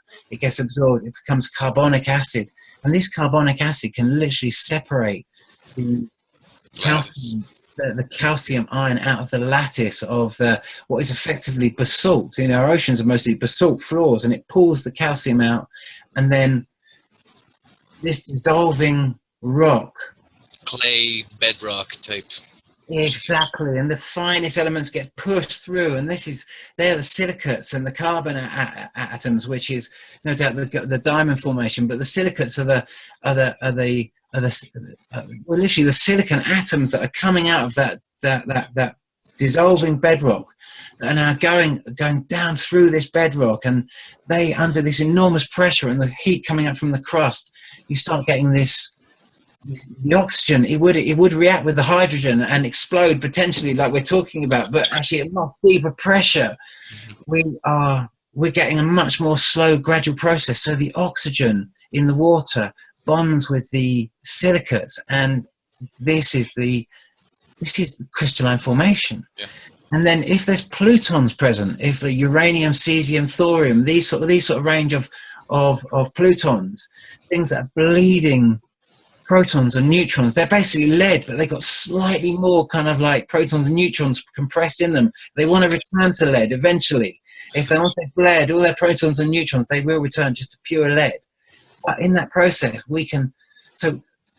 this formation of zircon that's 4.8 billion years old on Mars is the presence of this great-great-grandfather planet. And you'd be arguing with 90% of the scientific community on this angle alone, because this is what they call the Noachian periods. It's known, it's not argued about, people accept it, the evidence, whether the dates are correct about the bleed rate of plutons, or that I'm with. There's a magnetic signature all over there, and there's no magnetic field or an atmosphere now. So there's proof that there was an atmosphere at one point because of the magnetic signature alone. And that's one thing alone. You can add your evidence and stack much more. I mean, even the ancient accounts said that it used to look like it was a blue planet from, when you see it from Earth and stuff like that. There's a lot of evidence to suggest now that it is a blue planet. Amateur astronomers are taking pictures and showing us it's a blue planet. We know that NASA is doctoring the images and making the red. But getting back to the zircon and staying with that little chain of thought, many might have noticed that just recently, only in the last kind of 4 or 5 years, you put age of Earth, or how long has there been life on Earth, and we've always had 60, 65 million years. We're always brought up with that, quite happy with that. We've been trying to fill up all that time, 65 million years, dinosaurs here, Bronze Age, Stone Age, blah, blah, blah, mapped it all out and that sort of stuff up to a certain point. Now we've just suddenly dropped it back. You noticed 4.4 billion years, 4.6 billion years. We suddenly just dropped it back. Because of the presence of zircon in the ocean floor. Because of the presence of zircon that just happens to have the exact same fingerprint as the presence of zircon on Mars. It's just like, come on, guys. Let's just be a little bit realistic here. We've got a planet that's lost a whole load of water. We're told it's evaporation, but this thing isn't smooth all over like it's evaporated. This thing is like destroyed. It's been utterly destroyed. The water has drained out very fast. We've got this geological feature that's 4,000 kilometers long. It's perfectly strong, perfectly straight. It follows the equator line. It's unnatural. It's an unnatural fault line, perfectly straight, and it's got drainage holes all the way down it, and it looks like all the water's drained down there. And we've got this fault line right in the middle of the Pacific Ocean that looks like everything, and its gneiss and bloody everything else has come up through it.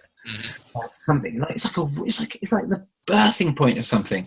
And you can see at the very top of that fault line, you'll see what I call the true Iron Curtain, what is the real Iron Curtain, the real dividing membrane between two civilizations and that live on this earth and have lived on this earth for thousands of years, a maritime world. We're just denying to ourselves that exists, that we're endlessly trying to make agreements with the TTIP and the Trans-Pacific Partnership and like NATO, North Atlantic Treaty Organization. These are always maritime organizations that are trying to draw us into these, and yet we're not seeming to be aware that we've literally witnessed the transit of the maritime world of Mars to Earth, and we have been ruled over. We are their new world order. We are living in the new world order. This is it. And we're coming to the end of that contract now, and they're very scared. They want to resell this whole thing, and they want to run it again, except that this was never meant to happen for this reason. The whole purpose of this whole cycle for being allowed to run through this was because Mars was a planet of war, and Earth isn't a planet of war. Earth is a planet that has been subverted with war. But this process has been needed to allow to occur because it's actually been all about the most absurd thing at all. It's been about soul retrieval. It's about helping these souls that got trapped on Mars come back into a body again so they can live again and have that time for ego, believe it or not, to have a life of its own. And this whole thing has been created as a means for us to relive the whole journey that Mars went on to rescue these souls. This is the story that's been told to me. This is the story that was open to me, and it's told to me. It said that it's a beautiful journey. It's a journey of. It seems like bad and it's evil and that sort of stuff. But when duality ends, you're either going to be going with your absolute beliefs and your rage and this in your head. We're going to be coming into this space in your heart, and it has to be the human choice. It has to be the human choice, and through this. It's the journey of coming back in, and the wonderful opportunity of reincarnation of this earth, of taking what seems this kind of disastrous mix and recycling it. And that's what reincarnation and the cycles, and no doubt when we came in, the saddest thing, the craziest and the saddest thing is that my first experience of this whole jump that I've experienced with you know, the reason my book's called Laughing Gas is the whole first experience was of me being destroyed in the Great Flood when this door was opened. Of me going to the point where this adventure really opened. And it wasn't by the Martians invading. It was by us agreeing to open the door, by accepting them as a god. We saw them as a god because they came to us in desperation, offering us iPhones and technology. And so they had to impart that onto us once we have done our side of the deal and given over and been dominated by them. Our law courts, where we step into the dock and these lordship. We place ourselves into these maritime temples, these like Atlantean temples that control us over, but they are invitations. They are maritime. We are their keepers. We always have been their keepers. They are here at our invitation. We consider if like we were probably like totally like a right brain species and they were a left brain species, so it wouldn't be hard to dominate over us with agreements and situations and contracts and technologies and all these left brain ideas when we're just right brain spiritual beings. You know, we're so absolutely. You know, it's a much bigger picture in you know, in the schematics of the biological makeup of it. Truly, I mean, I'm data to show that too. There's actual ancient records that said they built a synthetic Merkaba on Mars. It destroyed their planet, and basically they did it. They tried to do it again on Atlantis, somewhere basically off a southern island of Atlantis, down where the Bermuda Triangle is now, and it messed up again. And that's why the tip of it's kind of the synthetic Merkaba, the time bubble, whatever you want to say. It doesn't have love like the human body does it when we create one. It's done with love and natural things. It's like a Luciferian almost, like without the love, you know. It's geometry. Open the door. Yeah. So this, but the thing is about where we are at the moment is that from the perspective because I don't know the answers. I'm getting a lot of answers, and you know, to get answers, you have to have you have to define the line, the line of your intention and the line of your inquiry. And the problem is that the limitation of my belief as I've been going through this has made it very different, made my line of inquiry very difficult, because at every stage in this, you can imagine, you know, when I was shown my Martian ego, it was just like, no, tell me another story, no, any story you like. Don't make it Mars. And of course, Mars has been programmed into us to be totally mad. The most logical place that life could have ever existed beyond this planet that we know of today is, in the human mindset at the moment, the most insane notion. Mm-hmm. It's funny. It's funny how they did it with Mars attacks and attacking the Martians. All these, they did it to make people think it's silly, think it's stupid, and anybody that believes this, you know, is just an idiot, because they did the whole pandemonium with the radio shows and this and that. I mean, it was when people started getting to that consciousness awareness level where they knew that they couldn't control that, because just that's the natural progression of things. They had to start subverting us, like you said.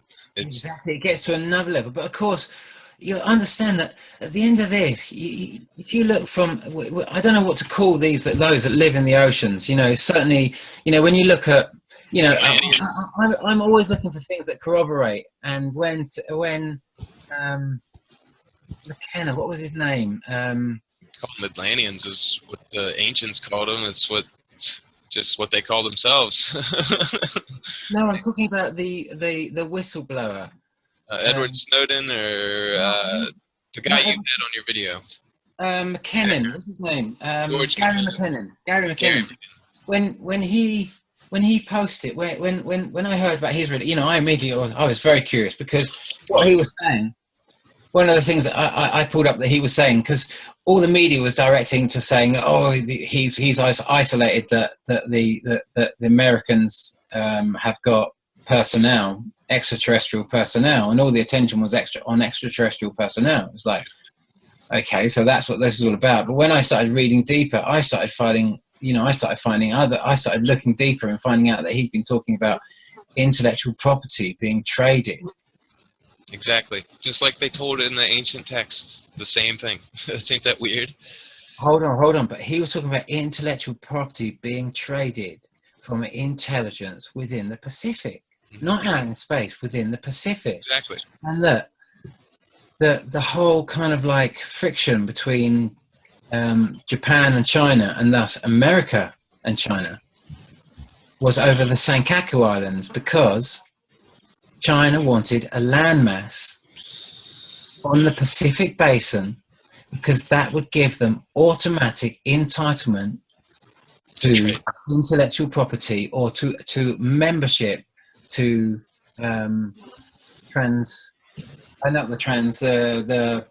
which ones is it? The TTTP or well, I always forget them, because you've got the Transatlantic Trade and Investment Partnership. Like 3 or 4 of them. Pacific Partnership, TPP. Yeah, there's all so TPP, and to get them into TPP, and so both, I mentioned both because again, both maritime organisations that are clearly offering, because everyone's scared if they don't get membership to these, then they're not going to have the intellectual property. Now, if we just think about what happened with Saddam Hussein and the whole David Kelly report that said that it gave the 15-minute warning, it didn't say they were going to invade. That, you know, before the 2001 invasion, it didn't say they were going to invade. It said they could be intelligent enough to invade. They had the capability. That was you know, they had the capability, which meant they had to be utterly annihilated. I mean, you just think about the depleted uranium that was dumped on Iraq, and you're like, okay, so they had to be annihilated because they were intelligent enough. Whoa! And then you hear that everyone wants to invade Iran now because they might have enough intelligence to have a nuclear bomb, and they haven't ever invaded another nation in 300 years. And you're like, hang on. So if we don't join this agreement, they're going to have the type of intelligence. Yeah. Exactly. And you start doing the maths of that, and you start adding real big technology, and then you add massive technology to that equation. You're talking about an end game scenario.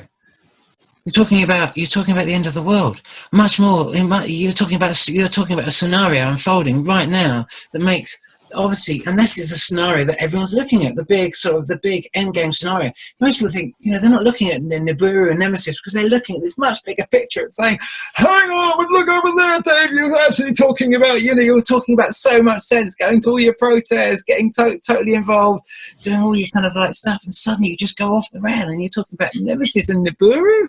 It's just like, and you're like, hang on, guys, can you not see this? This is all tied together. This is about delivering us into war.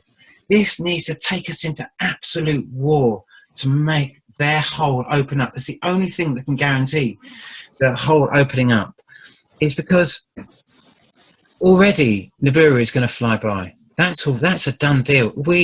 Humanity's vibration has been so high for so long that intention over thousands of years has already, it's in the bag. It's already done, if you like. It's the efforts that people have made to not be subverting this endless endurance that has been the story of humanity for the last 3,600 years. That's guaranteed that this thing won't hit. That will guarantee this thing will fly by because we are not a planet of war. We have just been subverted by this force. But there has been this exchange, this essential exchange, because this exchange is imagine if this could come out as a win-win-win situation. We didn't have to go out into all-out war. This wasn't about trying to destroy everything and everyone. You know, if those that are living in the ocean were to get completely destroyed and wiped out, that's going to leave another load of souls that are completely trapped and kind of like. So then we're out of the fire. We're out of the fireplace into the fire. You know, we end up in the same situation. What is it that all the parties want that would enable them all to live in peace? How do you get to a situation where all parties are happy? Because those that are trying to push now for us to go into all-out war, and make this new world order open up again, they, on this planet, end up in the same place where that happened on Mars. They end up in a new world order where their only existence to live is what can be hacked into someone else's head. It's hacked into someone else because they don't have their own bodies. Imagine you destroy your world. You destroy your world. It's just like, why do that? What do you get out of it? There's no win out of just driving the whole thing into war. So this intellectual property is being used as a persuasion. It's shortcuts. It's like they didn't want to, instead of doing it the natural way, and it's always like how can we take shortcuts instead of going out and maybe fasting and learning and meditating and things like that. It was almost, let's take the easy way out, and that's how it. Just like I said, it's like left brain, right brain mentality, Well, yeah, I do see that, but can you also you do see what I'm saying in terms of we've all in this deal, everything has been done, everything that a party was putting on the table has been played out. The intellectual property has been passed over, and the domination, the bill has been paid. 2,600 years of having these forces in our head, controlling our thoughts, deciding what we can and can't believe, trying to learn to overcome these rants in our head, these noises that we think we are, and this was the first time I got a message out in South America, when I went out there at the beginning of the quest, and I said, I just want to know what the fuck is going on. This is the question. The answer I got, the first answer I got was, put simply, your Earth will no longer support duality. That was the first time, before anything else, before it really unfolded. Put simply, your Earth will no longer support duality. Maybe that's a good thing. Maybe it's no longer left brain, right brain. Maybe it's like unified. Just one. Like here. Just one. And one human being, one driver, no backseat drivers. Makes sense. And that's what it comes back to. And it doesn't matter which one you choose. There's no right or wrong. There's no losers in this. There's no it's just a beautiful transition it's going to be a bit of a rocky road for in the transition of this. But the big picture is a picture that has taken thousands of years of work to try and just get to this stage of even just seeing this thing coming in and flying by. If you even get to see this thing fly by, and we haven't managed to destroy ourselves with war and everything else like that, then you'd have done it. But ultimately, the message when I'd been shown this whole process when I was out in South America, and I'd said, it said ultimately, it said, don't worry about your world. I've already deployed my best. Unprecedented peace will now be waged upon your Earth. And even now, when I say it, I feel like I'm going to well up with tears, because it was drenched in so much. You're in space, and it just cradles you. And whatever happened on that day, I call the book Laughing Gas, because whatever happened on that day when I had this enormous weight land on me, whatever guilt, whatever happened on that day of the Great Flood, and I was flattened and destroyed, and the sadness that I was left in the heart, that everything I'd ever created, all that I'd loved, I'd just destroyed. Everything had gone because of the choices that I'd made there, and the sadness. And when it said I've already deployed my best, unprecedented peace will now be waged upon your Earth. Honestly, I had that sadness lifted off me. Yeah, it was just lifted off me, and I realised that you've just got to trust in this process, and just if you can't, a lot of people can't see it. It's just too big. You have to detach from your ego and get in touch with your higher self, or you'll never ever get out of this control matrix. There's just no way. It's too big, and you need the help of the big gods in this, and they're the only ones who can really help you. And this order from this Pacific order, I call it the one god, the kind of like the Monsanto. Mon One Santo Saint. It's like it is the Monsanto. It's the one God. This thing that wants to take over everything in creation and turn it into a profit means to sort of like, you know, a plum tree requires We no want good slaves. credit card. You know, it gives fruit. Apple trees just give its fruit. You know, you don't need. It's not. No, it's.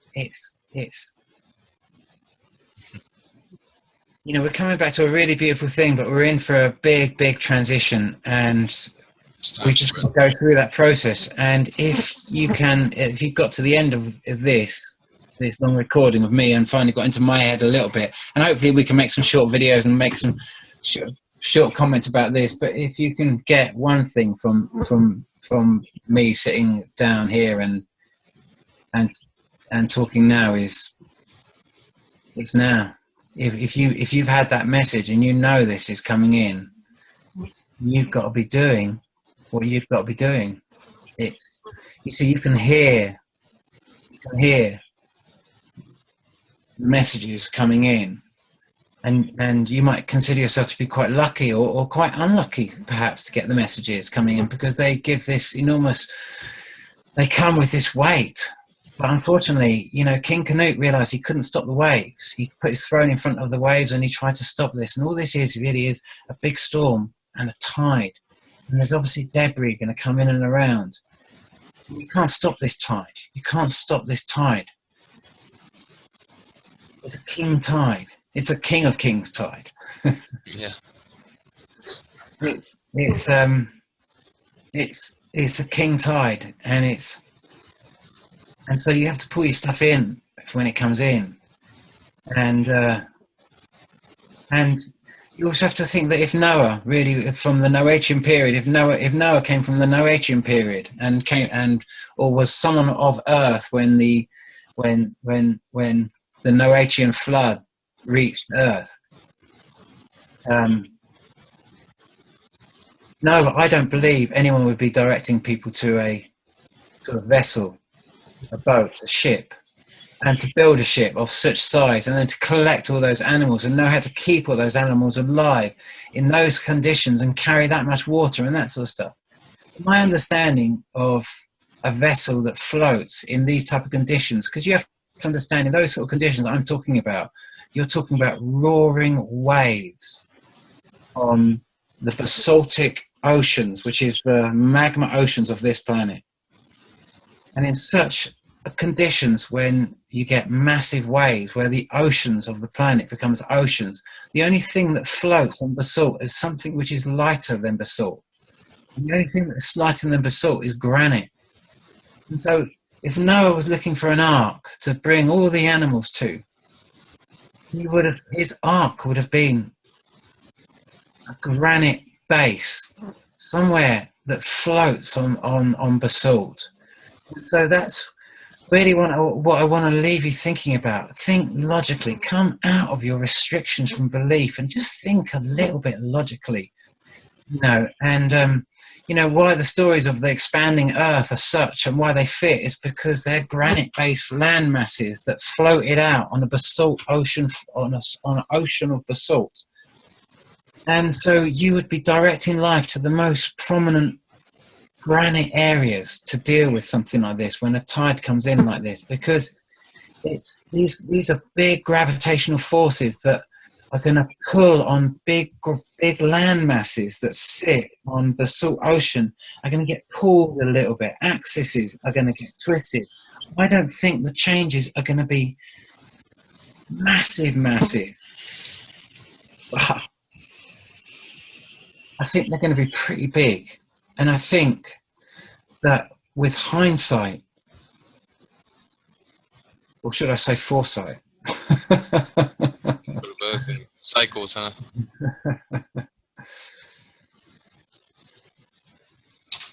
You can, you know what I mean? Just bring it into action. It's time to do it. If you've done your research, you know, I put my hands up. I'm a little bit mad. I'd rather be on the mad side and not taking myself too seriously and be open to it all and looking at it and saying, guys, you know, I'm just doing my best here, and I'm not trying to ram it down anyone's necks. I've lost a lot of friends by talking about this, and you know, How good of friends were they though in the first place? If they could just Well, I don't say I've lost a lot of friends, but a lot of friends can't handle me now. It's a yeah, truth that is they're not just. ready for it. Davy's lost the Red pill plot, or blue pill? and it's just a bit too much, and they've got to get on with this other story, which is far more important, which is about leaving Europe. And the mad thing in the book is that I wrote about us leaving Europe in the book. I said, because I was told that we'd face. I was shown Europe as I was shown Britain as a flag, as the Titanic, sorry, and in a vision, and it said if you cut your anchors, your fate is sealed. And I know we still haven't done it, but as soon as we cut those anchors, we agreed to go with only the Queen and what she represents, the power base that she represents. And that's an oceanic power base now, and we don't. It's very difficult to believe that she represents this maritime kind of law, kind of power base through this whole system. But it's kind of linking back to that in our law courts and everything else like that. And that's us breaking from any human rights. We've done that so we can join TTIP. And we can't join TTIP all the time we're part of Europe because of the European Court of Human Rights. Water is a basic human right. There's so many things that are considered human rights. And you're just not going to be able to do that with a proportionally run democratic system. And and I said, don't leave it. And I realized there's problems with it. I realized there's terrible problems with Europe. But the biggest problem is that most people didn't vote. And then the right-wingers just took it over, pushed TTIP through the European Commission. But empowered by those who actually won the elections because the masses just didn't turn up anymore, even though it was proportionally won, even though it was the final cherry on the cake that we actually won after the whole kind of Second World War. And finally everyone was thinking, hang on, was this really just about corporate profit or did we get anything from it? No, it's corporate profit. When gun contracts and weapons contracts and cheap labor. That's all what it's always about. It's never about freedom. It's never about what you think. But the big picture is actually a very, very beautiful picture. Even though you can see that we're walking into a very difficult situation, but it is an orchestration. It's a show. It's a theatre show, and it's more than that. It's just a story, and there's another story, and the story is just really starting to see what's happening. Look at all the geological changes. Why is it not public knowledge that the North Pole has left the Arctic? Why are we terrified to talk about that? Why is all this information, when we put it together and we see all the gravitational, all the sort of climatic, all the geological, all the sort of the whole environmental, the kind of oceanic stuff that's happening, all the, this 3 degrees rise in the ocean floors, every ocean temperature, the whole story, the big picture. It's just like, wow. Wow. Yeah. It's happening. Undeniable. It's undeniable, dude. It's undeniable. That's for sure. And the only thing I can really tell you, I can leave you with, is just right now you are in the eye of a storm. And this thing is really quite far away from us now because it's moving away from the sun. But as we move around, we're getting closer and closer to it. So right now we are in the eye of a big storm, but we're getting closer and closer to the outer, all the debris that's kind of like. Do you remember all the early shots in the days of Zachar Sitchin when he was kind of like first writing about all of this and sort of like Hancock and all that sort of stuff, and all the kind of like when we were seeing we could just see the cloud that orbited it from a long way. It was much easier to see the dust cloud that and as it's got closer, you don't really see that so much. You just see the big masses. But that dust cloud that's got to have some kind of. We've got to be going quite close to that. Yeah. And so we're in the eye of a storm right now, and it's time to do whatever you've got to do. It really is. You've just got to kind of like put it into gear now, and you've got to stop. You've got to realise that stop listening. It's time to stop, and not only just to listen, but to follow your hearts, to get off your asses and follow your hearts, and put one foot into the other. Put your schemes into action. Yeah. Schemes into action. It's for sure. Now. For sure. Well, Dave, glad you had to have you on the show. I'm glad you came out and spoke your heart and showed, kind of did a little rundown of everything. I'm going to share your links there so people can see your other videos. Share your channel too. I'm going to go ahead and share your channel and all that. Anybody wants to look him up, it's Dave Dobbs, I believe, on YouTube. And can I where I just talked about the Emperor Hawaiian Seamount chain and those, there's various shots in there. I mean, thank you so much for taking the time to listen to me. Sorry my attire, but I'm up in the mountains, roughing it up in the mountains, building dens, gathering stuff. We're doing stuff, getting stuff together, and you are invited to come and get involved. Really, it's I don't know the extent of what this is going to affect. Maybe it's just going to be a really calm thing, but there's something big up there is coming through, and get involved, do stuff, start doing stuff. That's right. Preparedness. What's the worst outcome of preparedness, right?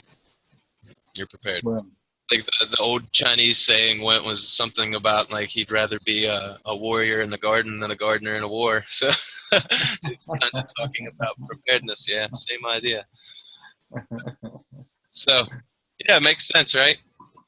Yeah, nice one. Man. So listen, until next time. But look forward to sort of doing stuff and big love to